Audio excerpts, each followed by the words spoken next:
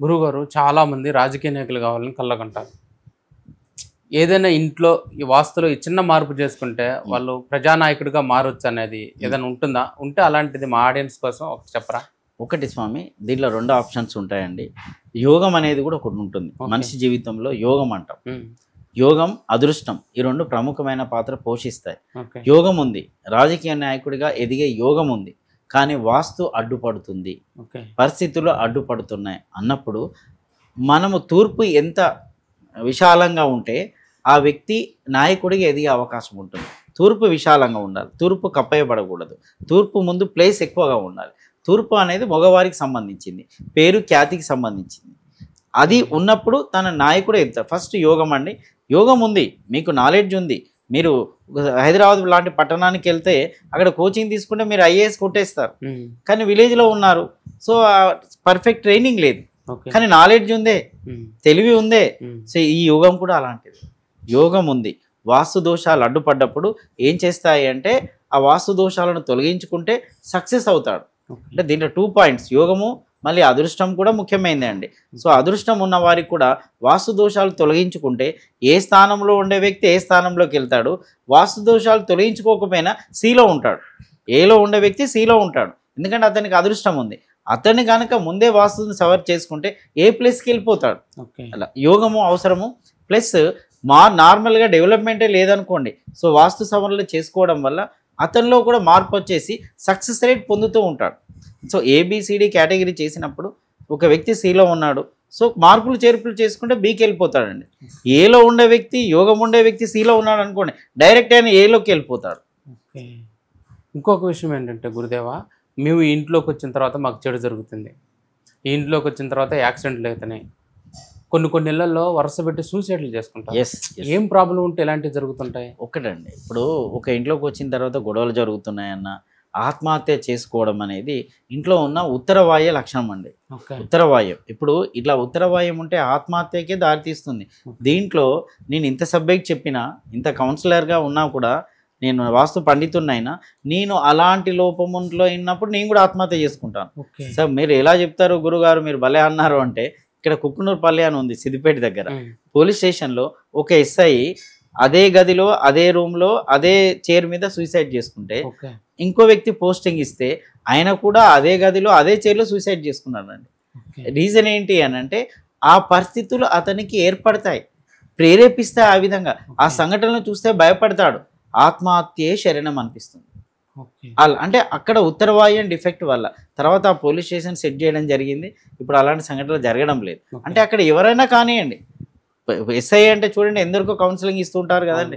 వాళ్ళు ఎందరికో ధైర్యం చెప్తూ ఉంటారు. నెంబర్ ఆఫ్ కేసెస్ చూస్తూ ఉంటారు. వాళ్ళు సూసైడ్ చేసుకోవడం ఏంటి? ఓకే. ఆశ్చర్యం. అంటే ఆ పరిస్థితి అలాంటిది. ఆ గది పరిస్థితి అలాంటిది. అంటే ఉత్తరవాయం డ్యామేజ్ ఉన్నా, ఉత్తరవాయానికి వీధిపోటు ఉన్నా ఖచ్చితంగా ఆత్మహత్య చేసుకుంటారు. అలా నేను కొన్ని ఇళ్లలోకి వెళ్ళి చెప్పిన సందర్భాలు ఉన్నాయి. ఇంట్లో ఆత్మహత్య జరిగి ఉంటుందంటే, అవునండి మీరు చెప్పింది కరెక్ట్, అందుకే మేము పిలిచామంటారు. మా నాన్నగారు ఆత్మహత్య చేసుకున్నారండి, పిలిచాం. ఎందుకు చెప్తాను, ఉత్తరవాయం డిఫెక్ట్ ఉంది. లేదా ఆత్మహత్యకి ఛాన్స్ ఉందని చెప్పిపోయిన సందర్భాల్లో కొందరు పట్టించుకోకపోతే తర్వాత ఆ ఇంట్లో సూసైడ్ జరిగితే నాకు కలిసిన వాళ్ళు కూడా ఉన్నారు. గురుగారు మీరు చెప్పినట్టు ఇంట్లో జరిగింది అంటే ఆ తర్వాత కలిశారనమాట నన్ను వచ్చేసి. రీజన్ ఏంటి అంటే ఉత్తరవాయం స్పెసిఫిక్గా ఉంటుంది. అది పలు రకాలుగా డ్యామేజ్ అవుతుంది. చూస్తే తెలిసిపోతుంది ఆ ఉత్తరవాయం డ్యామేజ్ ఉంది. మానసిక ప్రశాంతత ఉండదు. ఇప్పుడు చూడండి, బిల్డింగ్ మీద నుంచి హైదరాబాద్లో కూడా అపార్ట్మెంట్లు పైనుంచి కింద పడి చనిపోతూ ఉన్నారు. ఇంట్లో ఆత్మహత్య చేసుకుంటూ ఉన్నారు. ట్రైన్కి పడి చనిపోతూ ఉన్నారు. కిరోసిన్ పోసుకుంటూ ఉన్నారు. ఇవన్నిటికీ ఇల్లు ప్రేరేపిస్తుందండి.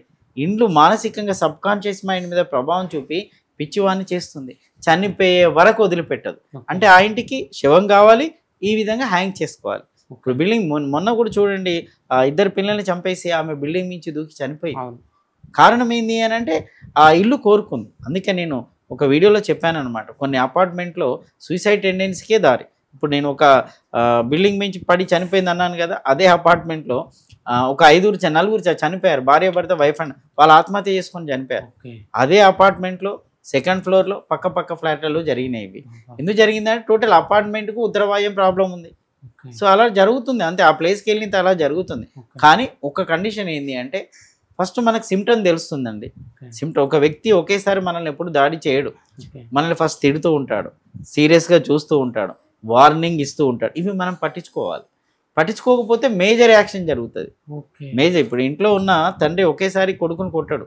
ఫస్ట్ మందలిస్తాడు, అవును. తిడతాడు, తర్వాత కొడతాడు. అవును. టీచర్ కూడా అంతే కదా, ఫస్ట్ మందలిస్తుంది, వార్నింగ్ ఇస్తుంది, లాస్ట్కు కొట్టడం, టీసీ ఇచ్చి పంపేయడం జరుగుతుంది. అవును. సో సిమ్టమ్స్ క్యాచ్ చేయాలి.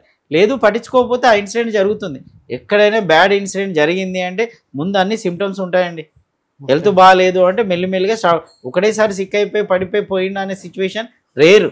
ఓకే. కానీ కొన్ని సిమ్టమ్ తెలుసు. ఎందుకు అతను చనిపోయాడు అంటే ఆయన హెల్త్ బాగాలేదండి, అంతే. కొన్ని మాత్రమే సడన్గా ఉంటాయి, ఓకే. కొన్ని తెలుస్తాయి. ఆ సిమ్టమ్స్ క్యాచ్ చేసుకుంటే ఇలాంటి వాటిని అవాయిడ్ చేయొచ్చు.